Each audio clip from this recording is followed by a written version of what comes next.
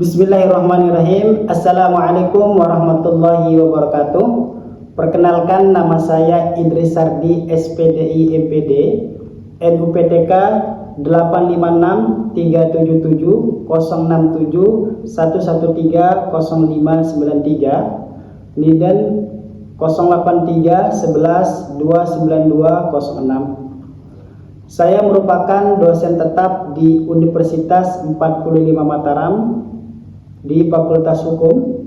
Sudah 5 tahun lebih saya mengabdi dan mengajar di Universitas 45 Mataram sejak tahun 2020 sampai dengan hari ini. Sebelum memasuki kelas, saya akan menyampaikan beberapa mata kuliah yang saya ampu selama mengajar di Universitas 45 Mataram. Pada semester ganjil, saya mengampu mata kuliah Hukum Islam, dan pada semester genap ini saya mengampu mata kuliah Pendidikan Agama Islam.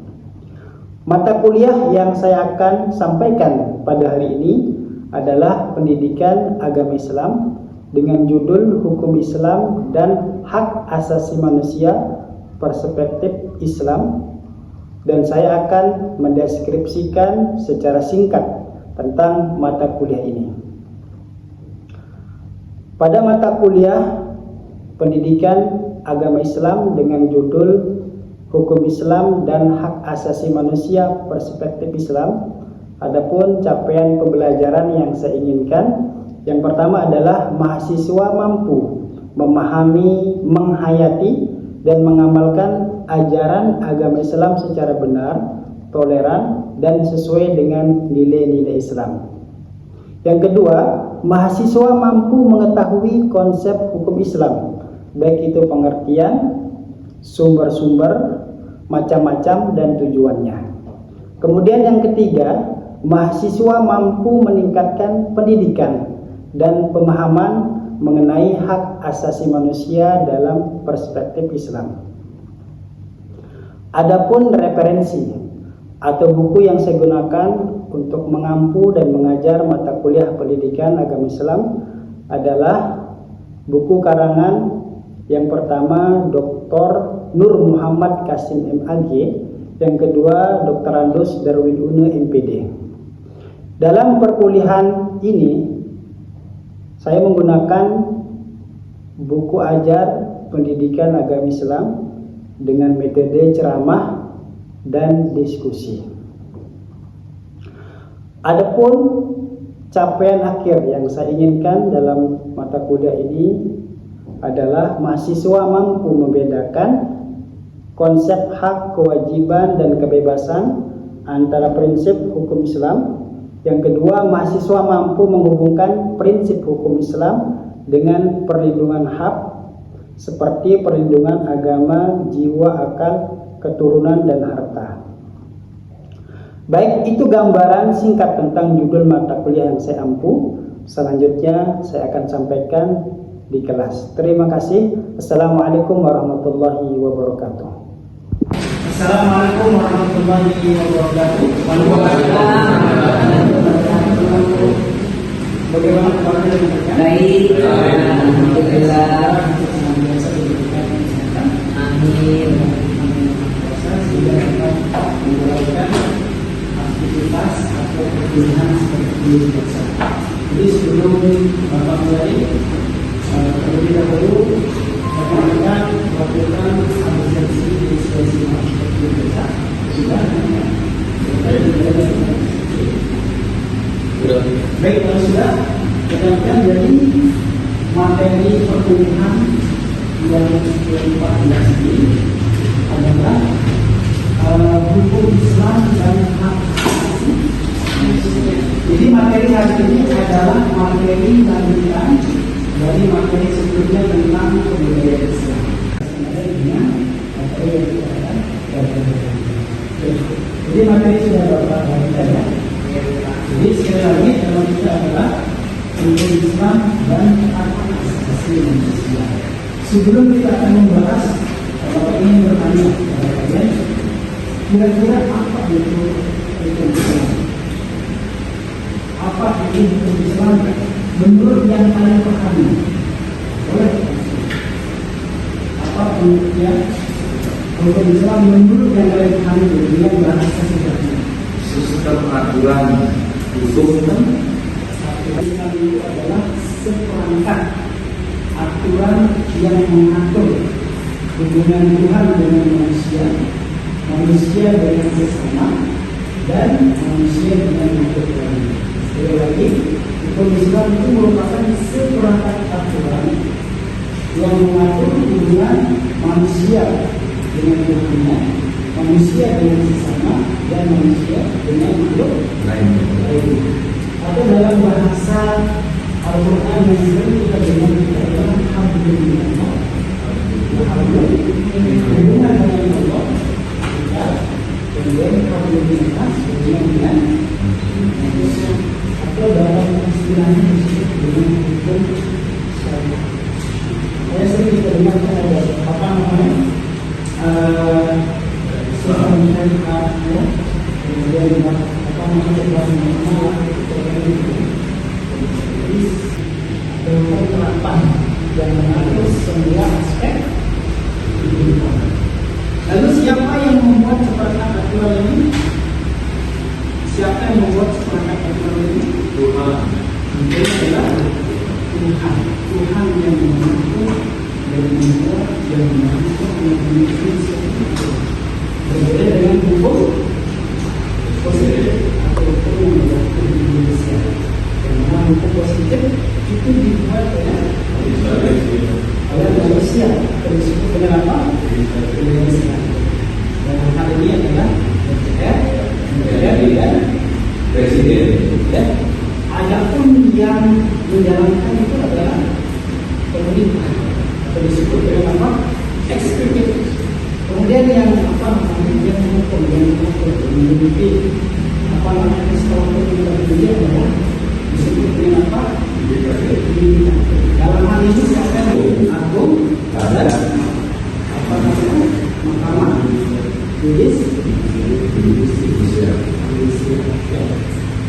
jadi itu perbedaan antara hukum Islam dengan hukum positif. Kalau hukum Islam itu aturannya langsung yang harus kan hukum positif adalah bagaimana hukum positif dalam dibuat oleh manusia biasa. Ya, jelas kira-kira sampai di sini. Oke. Dan kemudian hukum itu, hukum Islam itu tidak bisa dirubah, tidak bisa diatur.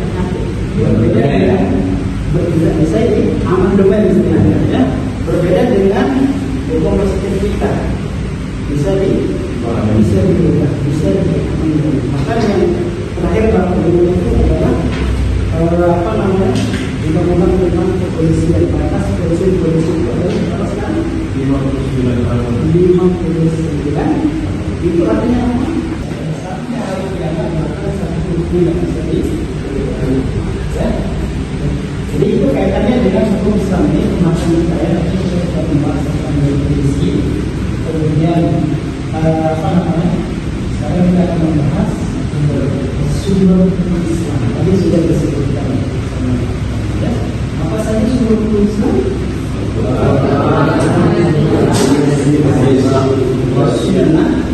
Kemudian ada Dan kias.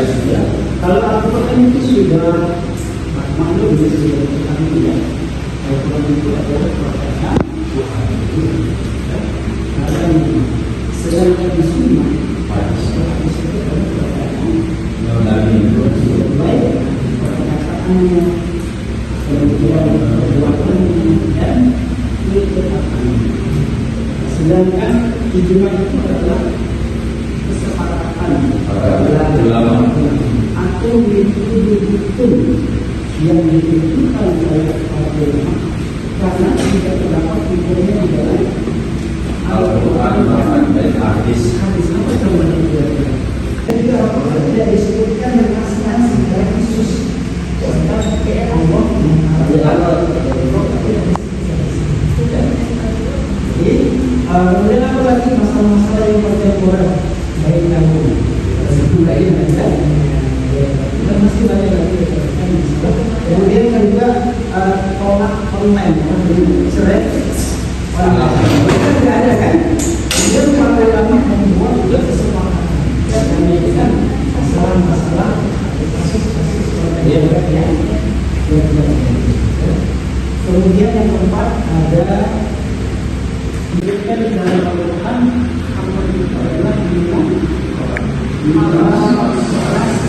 yang dapat memastikan dan dibilangkan dan namanya itu banyak jenis dan apa namanya jenis dan contoh-contohnya. Salah satunya adalah apa lagi waktu apalagi jengkel tuak dan lain sebagainya. Jadi jengkel dan tuak ini dan fakta dan lain sebagainya tidak disebutkan jadi sejarah disebutkan secara deklarasi ini. Misalkan apa tadi minuman keras disebutkan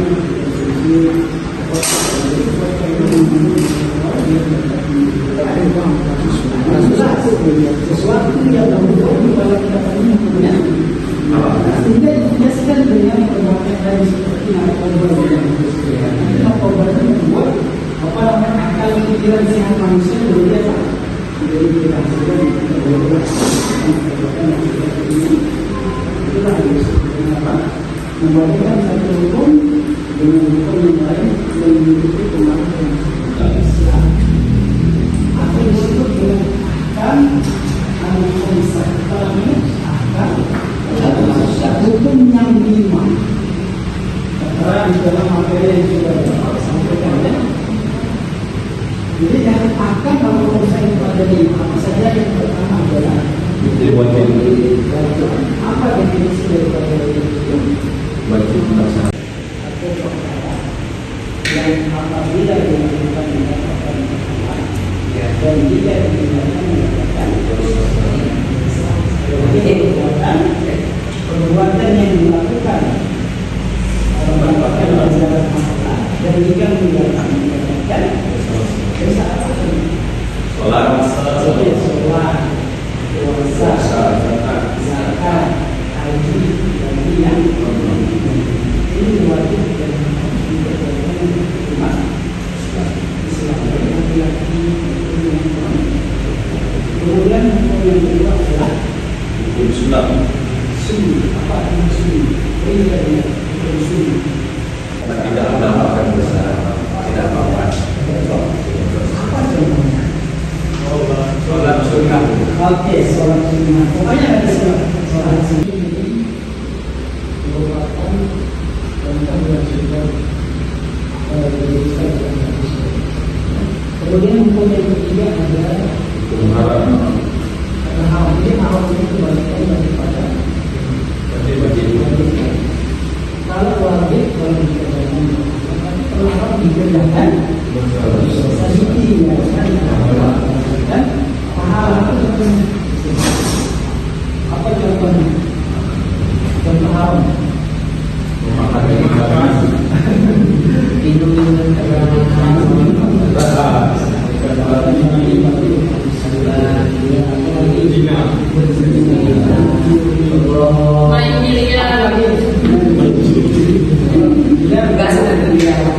berjudi.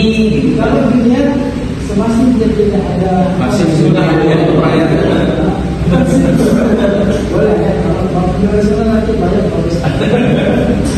Jadi jelas Selamat untuk di cabang olahraga boleh. dalam makhluk itu sesuatu yang dibenci. Jadi perbuatan yang benar dilakukan tidak apa mengerjakan tidak kemudian ditinggalkan mendapatkan Merokok. rokok ini sebentar rokok ini memiliki apa namanya ya tidak bisa kita apa namanya mengatakan itu berbeda ya. Jadi apa contohnya memakan sesuatu yang memiliki bau dan misalnya rasa menyengat atau juga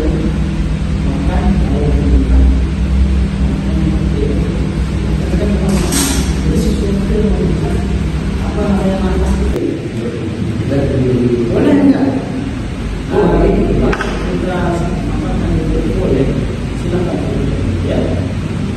Tapi amalkan ya, tidak sebaiknya. Kemudian yang kelima ada hukum Mubah. ada hukum mubah. Mubah itu sesuatu yang boleh dikerjakan dan boleh dilakukan. Mubah dikerjakan tidak berdosa, tidak berpahala. Apa contohnya? Yang tadi rekreasi, ya, jalan-jalan, dan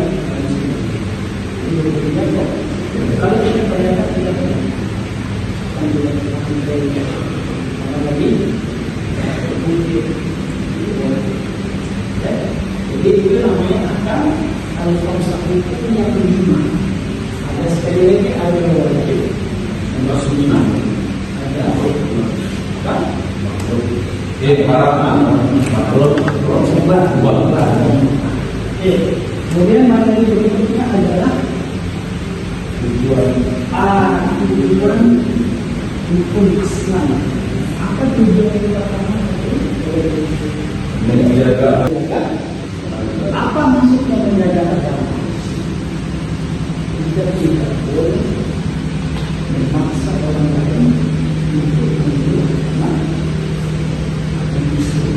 jadi ada kebebasan di dalam tertuang di dalam bukti manusia itu ambil yang hak. Jadi apapun agama kita yang itu adalah selalu agama yang sesuai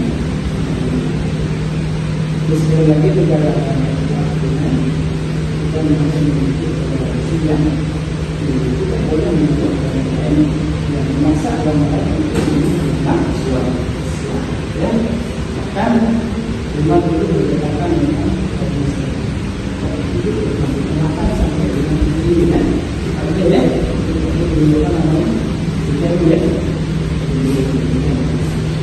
kemudian yang kedua menjaga sesuatu. Apa maksudnya menjaga sesuatu? Kita harus seperti tadi ya. Kalau akal ini, ya, kalau akal ini sebetulnya apa yang terjadi?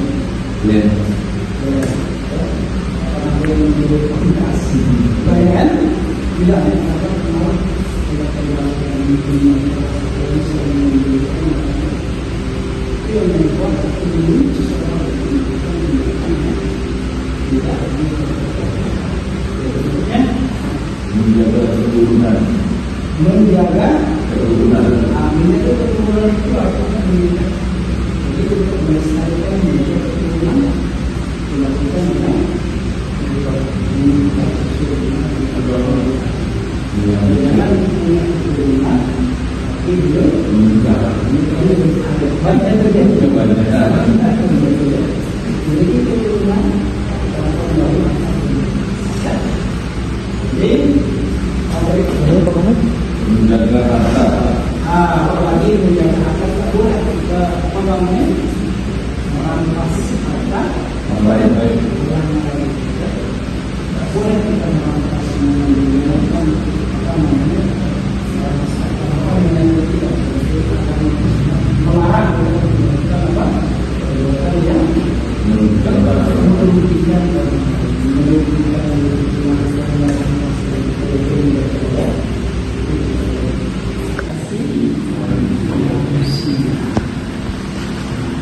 menurut kalian apa itu hak asasi manusia? Hak itu hak paling dasar Hak paling besar yang dimiliki yang oleh dimiliki seseorang untuk hidup. hak dasar yang dimiliki oleh seseorang untuk hidup. Ada lagi? Harus menjelaskan satu lagi. Ya, Islam.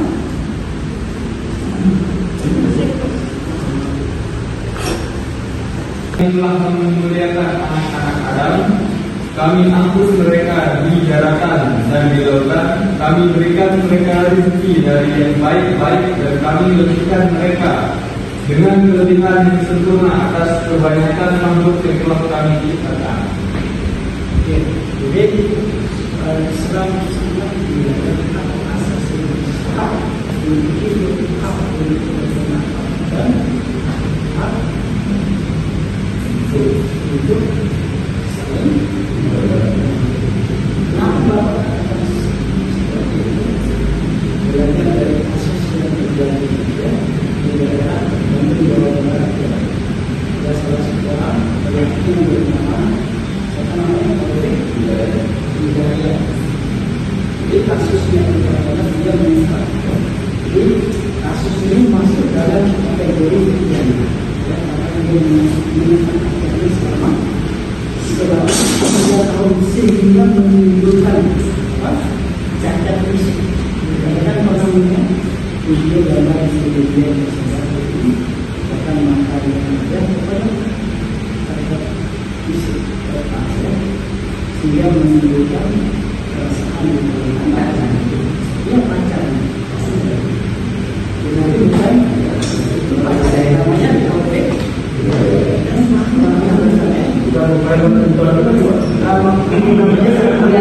tidak mau pacarnya kami buat.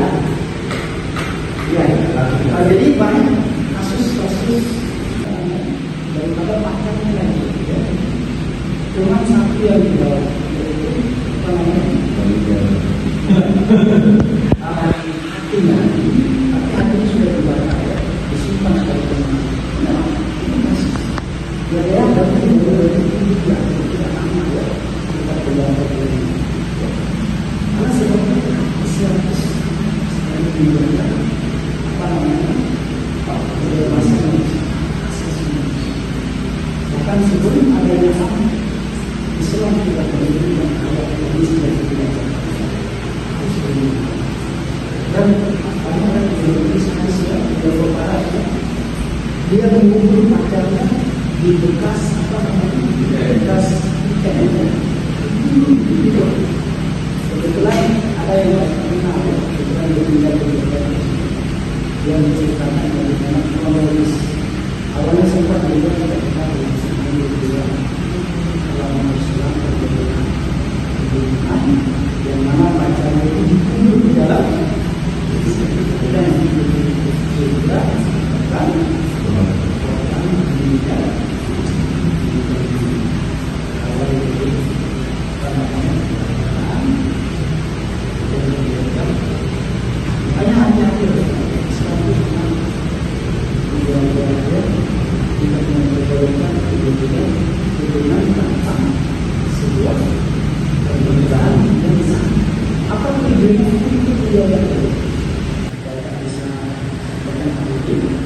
Jadi ada kesimpulannya adalah jadi hukum Islam itu adalah seperangkat aturan yang mengatur hubungan manusia dengan pencipta, manusia dengan sesama, ya, dan manusia dengan Tuhan. Ya. Kemudian kesimpulan yang kedua, ya, dengan menerapkan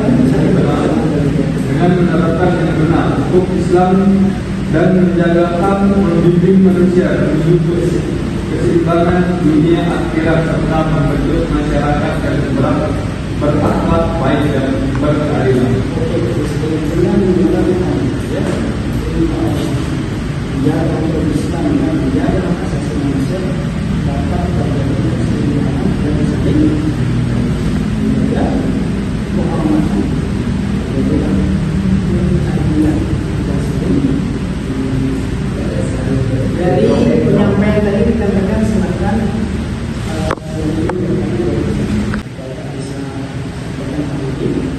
jadi ada kesimpulannya adalah jadi hukum Islam itu adalah seperangkat aturan yang mengatur hubungan manusia dengan pencipta, manusia dengan sesama, ya, dan manusia dengan Tuhan. Ya. Kemudian kesimpulan yang kedua, ya, dengan menerapkan yang benar hukum Islam dan menjaga hak membimbing manusia menuju keseimbangan dunia akhirat serta membentuk masyarakat yang berakhlak baik dan berkeadilan. Dengan menggunakan ya, menjaga Islam dan menjaga hak asasi manusia dapat terjadi keseimbangan dan saling menjaga kehormatan, menjaga keadilan dan saling. Dari penyampaian tadi dikatakan silakan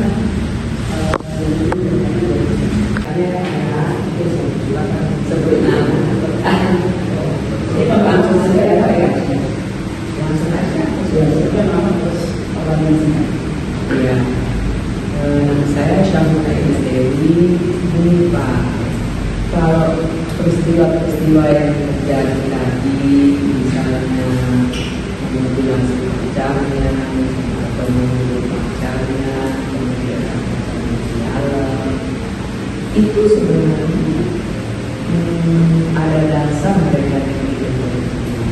Tapi sebenarnya ya, saya rasa dasar dari kaum muslim ya, muslim saya rasa mereka punya dasar agama yang bisa dari kecil.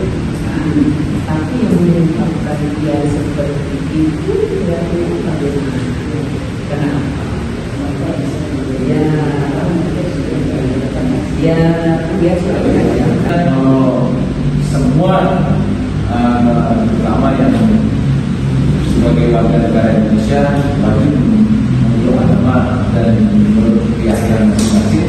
Yang tidak jelas dasar agama sudah dia peroleh dari masih kecil, bahkan dari sebelum dia sekolah sampai ke perguruan tinggi. Lalu kita mendapatkan edukasi mengenai pendidikan agama, mengenai hukum agama dan sebagainya. Di sini sebenarnya penyebab utamanya mungkin dasarnya manusiawi, mental seseorang, takut kehilangan seseorang, dasar kebenciannya, padahal secara sadar dia tahu kalau itu melanggar aturan atau hukum agama yang sudah dibuat. Karena keserakahannya dia untuk menguasai atau memiliki sebetulnya seorang kasih, sehingga dia memiliki relasi dan mengambil sisa sebagai dunia itu berupa hatinya, menunjukkan bahwa hatinya harus dia yang menguasai. Sebenarnya kembali ini sebenarnya ada kejiwaan yang salah pada si pelaku ini yang memiliki motivasi untuk melakukan kejahatan dengan tujuan ingin memiliki sendiri. Biasanya kenapa bisa terjadi? Pertama adalah dia sudah melanggar perintah Allah sebutkan di dalam Al-Quran, la taqrabu zina, jangan kalian mendekati zina, karena zina itu merupakan jalan yang tinggi. Jadi setiap orang yang melanggar perintah Allah pasti dia melakukan pelanggaran. Pada setiap perintah yang dilanggar oleh manusia, pasti dia akan melakukan pelanggaran. Kemudian yang kedua, kurangnya iman. Orang kalau sudah memiliki iman, mau di apapun, mau di dunia, mau di dia akan dia tidak mau. Jadi dia perlu dengan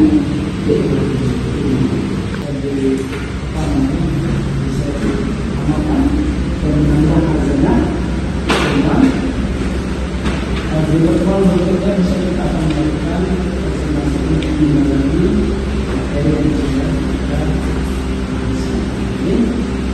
terima kasih.